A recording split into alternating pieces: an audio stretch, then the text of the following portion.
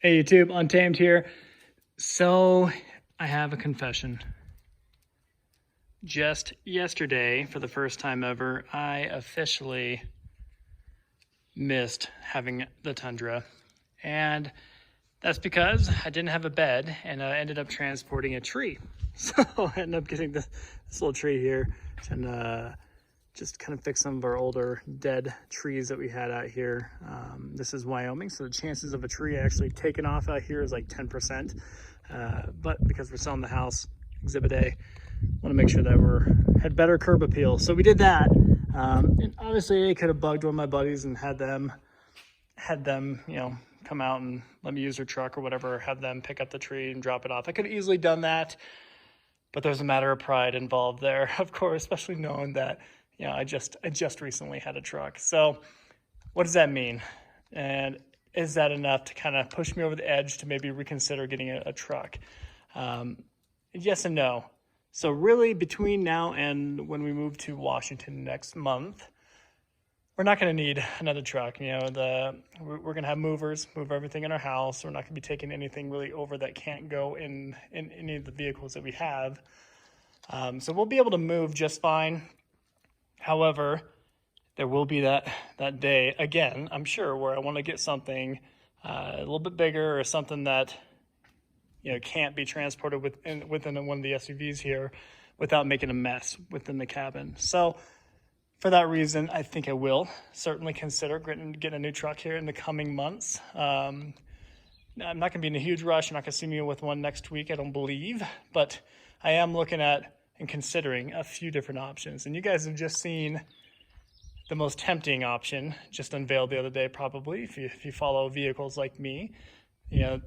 Ram trucks, they officially teased they didn't do an unveiling of it, but on Ram Truck's Instagram page, official page, they did what did they say? They said, "This is not a mirage, coming summer of 2020. So really, summer of 2020 is amongst us, and really got only a couple more months for it to potentially hit the dealership lot. So the Ram TRX is what I'm talking about. So we're talking, we're a very similar platform as the engine power plant as the Trackhawk. So 707 horsepower, a supercharged V8, glorious supercharged V8 is going to be within it.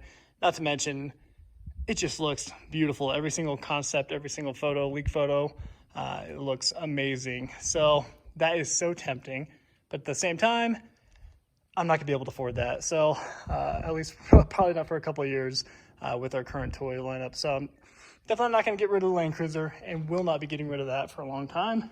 The Shelby, I'm okay with getting rid of this, but at the same time, I'm not gonna take a bath on it just to get rid of it, so I'll hold on to it and enjoy it long before I do that. The FJ, I love this. Probably won't get rid of that just because I just got it. Not to mention, of all my vehicles, it's the appreciating vehicle, assuming I don't drive and beat the crap out of it, right, all the time. Which leaves this guy right here. So this would be next on the chopping block. And honestly, I never thought the day would come where I would feel that the 4Runner is small. And it definitely isn't. So, some of you are going to hear that and be like, what? It's a 4Runner, it's not small. Especially on the outside. When you look on the outside, it looks huge. But when you get on the inside, it is tight. So, this would be, if that time comes to swap out for a truck, this is it. So, granted, the passenger seat is back a little further than normal. Excuse the dirty kid car seat. If you have kids, this is a very normal sight. But yeah, so if you have a 3.5-year-old or older, like we do, they have legs a little bit longer than that, so they're constantly just kind of kicking the seat, which it feels weird, right? And here's my son's car seat, which just looks, granted, the Recaros, these are pretty big. They're big car seats, so I kind of keep that in mind. But it looks ginormous in here, doesn't it? Oh, Peanut Feature. Hi. Hey, little bug. Justin's coming. Justin coming? Yeah. Justin's coming. Where's he at? Okay. Alrighty. So you guys get you get my point. I love the 4Runner, and honestly, you guys see me in my other videos. it truly is my favorite. I mean, all around. It does have 4 doors. Here comes It's Judson. I think it has the best look. Still has an old-fashioned body on frame. Hey, Bug. Hey, bud. What you doing? What you doing? Peanut.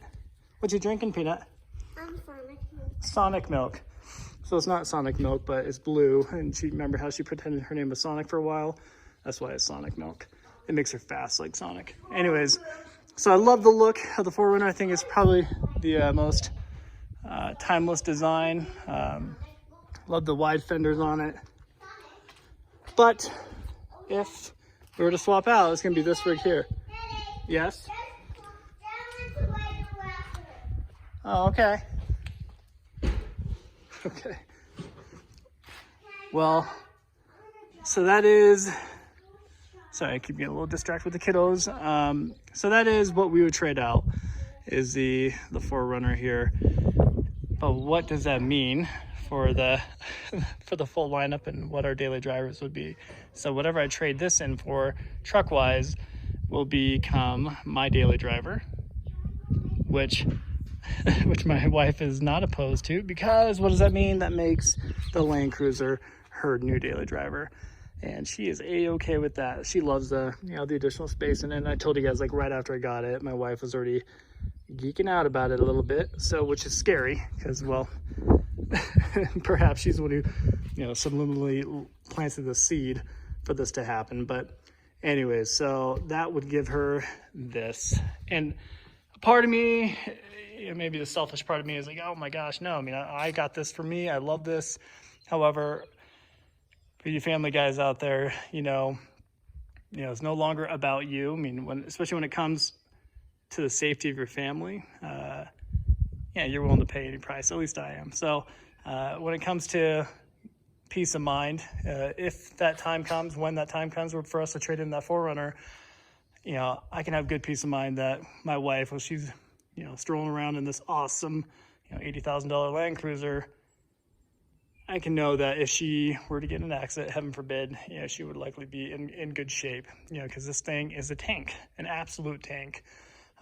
So, getting in any kind of collision, they should be okay, hopefully. So anyway, so I can appreciate for that peace of mind by itself, and that is worth it to me, that my little ones are okay, and my smoking hot wife. So, which brings me to my next question, or my main question: what trucks should I consider? If I were to do it within the next few months, which ones should I consider? I'm already looking at a couple, dabbling, and I mean it, dabbling. I'm not like all in going to dealerships, not calling dealerships or anything. I'm not doing that just yet. I really think it's more appropriate to wait till we get to Washington so we can get all the vehicles over there, get settled, and then maybe change our focus to that. But I am looking at, some of you guys are probably gonna want to virtually punch me in the face for saying this out loud, but I am considering the, just like the Ram Limited, right? The Ram 1500 Limiteds look sweet. Even they are a bit expensive, more than what I think I'd want to pay right now. I mean, we're talking, anywhere from $60,000 to $70,000. But, out of all the trucks, they do have the most streamlined look.